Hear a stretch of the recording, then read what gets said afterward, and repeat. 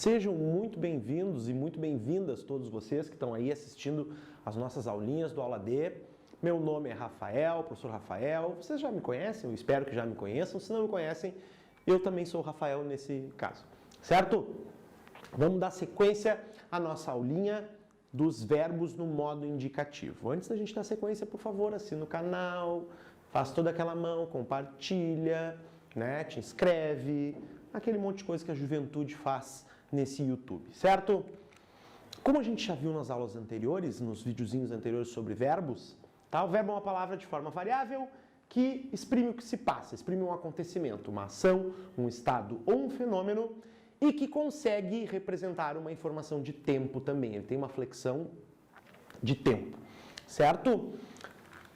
Os verbos flexionam, além de tempo, em número, pessoa, modo, o tempo e a voz, tá? O nosso foco aqui hoje são as flexões de tempo. A gente já viu em vídeos anteriores o modo indicativo no presente e o modo indicativo no pretérito. Os três pretéritos, né? O passado, os três pretéritos do modo indicativo. Hoje a gente vai dar uma olhada, lembrando, né, que o modo indicativo exprime uma ação ou estado considerados na sua realidade ou na sua certeza, ou seja, é aquilo que realmente fala sobre algo concreto, tá? E lembrando, se tu está estudando alguma coisa por conta da sintaxe, do período composto, a relação entre os verbos, normalmente o modo indicativo é o verbo da oração principal, aquela que não tem conjunção, né? Aquela que tem uma conjunção ligada a si e que essa conjunção introduz a próxima, tá?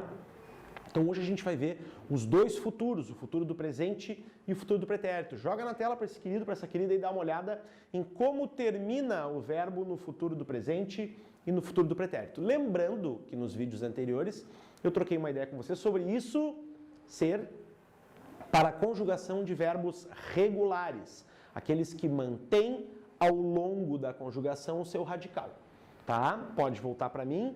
Percebeu a diferença entre futuro do presente e futuro do pretérito? Futuro do presente é aquele que mais se adapta à ideia de futuro que a gente tem no dia a dia. O futuro do presente é a certeza em algo que acontece no momento posterior ao da fala. E o futuro do pretérito a gente vai ver que ele tem uma carguinha de sentido um pouco diferente, mas ele tem essa ideia de consequência, de momento posterior. Tá certo? Vamos olhar então, aí de novo para ti, né? Pode jogar de novo, não custa para esse povo bonito.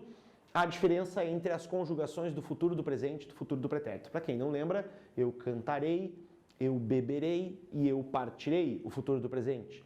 Eu cantaria, eu beberia e eu partiria, o futuro do pretérito. Como é que fica o futuro do presente na questão do uso?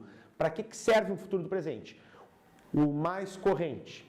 As questões ficarão mais fáceis. O que nos denota esse ficarão no meio dessa frase aí, ou como núcleo dessa frase, né? Mostrando que isso aqui é uma ação, aliás, uma ligação, perdão, uma atribuição de característica.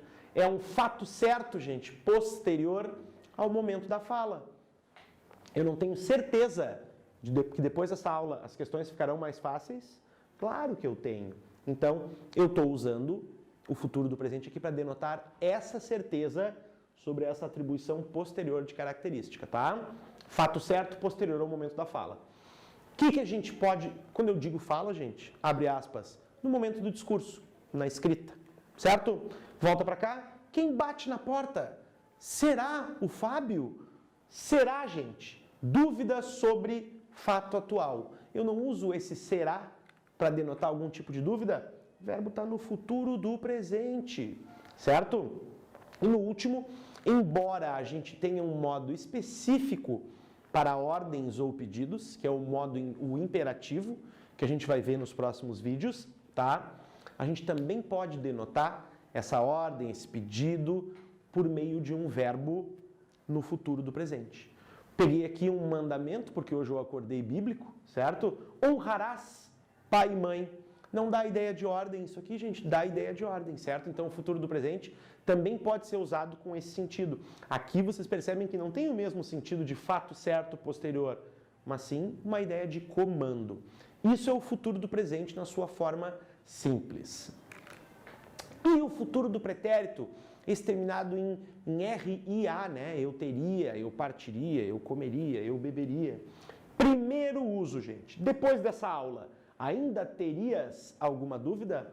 uma ação posterior ao momento de que se fala, depois dessa aula. Não é o momento em que eu falo, é o momento ao qual eu me refiro. Ela não é. Essa frase está se referindo a esse momento, ó, depois dessa aula.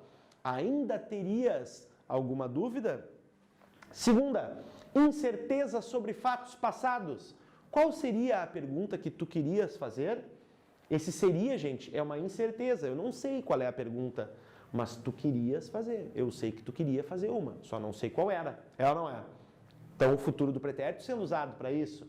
Terceira, tu me emprestaria teu caderno? Volta um pouquinho aqui, ó. O honrarás pai e mãe também é uma forma de expressar um pedido. Vai dizer que isso aqui não é uma maneira educada de pedir o caderno de alguém. Em vez de dizer, me empresta o caderno. Tu me emprestaria teu caderno? Tu joga pro cara a responsabilidade, né? Então, uma forma polida de desejo ou de pedido. E o último, gente, o uso mais comum do verbo no futuro do pretérito. Se eu estivesse em casa, dormiria. Percebam que isso aqui é uma afirmação condicionada. Essa primeira oração aqui do verbo estar está no pretérito imperfeito do subjuntivo, esse terminado em SSE, né? Se eu estivesse em casa, e ele é uma condição. O dormiria, gente, é um fato não realizado por conta dessa condição que é hipotética, né? Ela não é uma coisa certa, não, é uma projeção sobre o que seria essa condição. Então, se eu estivesse em casa, dormiria. Afirmação condicionada, fato não realizado. Toma cuidado, a gente confunde muito aqui o dormiria com o dormia, tá?